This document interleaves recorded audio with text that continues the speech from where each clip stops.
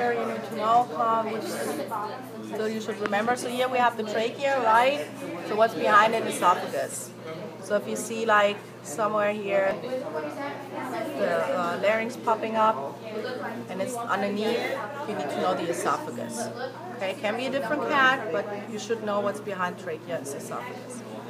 Okay, and then down here, that would be here your diaphragm. What's underneath, right underneath here, that's your liver. You don't need to know the different lobes. This cat, very cool. Here you have the gallbladder. Okay, and see it's still green, and that's from the bile that's in it. Is this the gallbladder? That's the gallbladder. Okay. No, here, I'm sorry. Okay. Here, this is the gallbladder. Yeah, it's just because it's green here, because actually here, see the bile goes then through here, the bile duct, into the duodenum, right? And this is why this is green here too. So it makes sense, because you want to emulsify the food. So this is why it's all green in here too. So then here, this guy, that here would be your stomach. So here, it's right underneath the liver, and here is where it connects to the, sorry, my gloves are too big. Connects here to the small intestine. So then here you have your pyloric sphincter. Okay, it's like right where it connects. And then here if I open it a little bit more, so here you have the greater curvature of the stomach and here the smaller. So that here would be then your lesser omentum up here, and that here is the greater omentum, like this entire structure.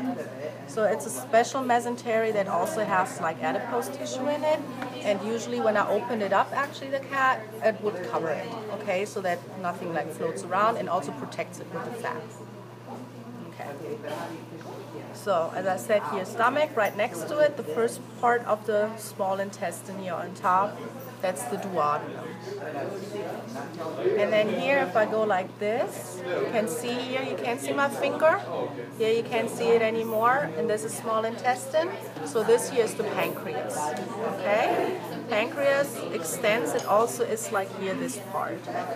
So it comes from here and then goes here. And if you think about, makes sense that it's up here, because you have like a majority of enzymes in there, right? All these digestive enzymes. So it's right next to the duodenum. Also close here to the liver, so that the bile can come in here and emulsify everything very nicely.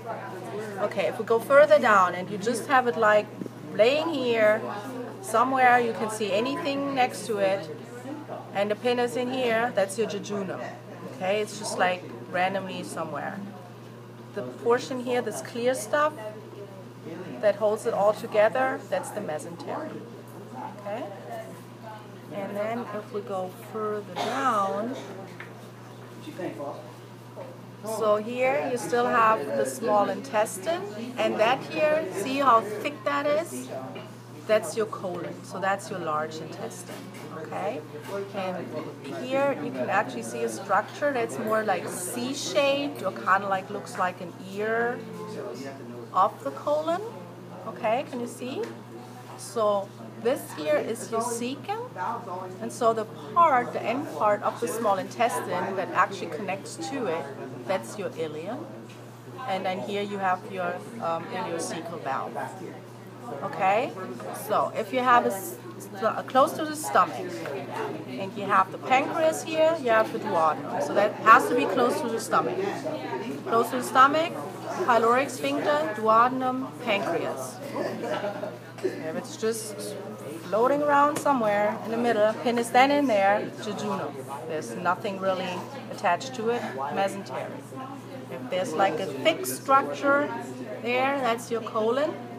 If it looks like a C up here, or more like an ear, that's your cecum.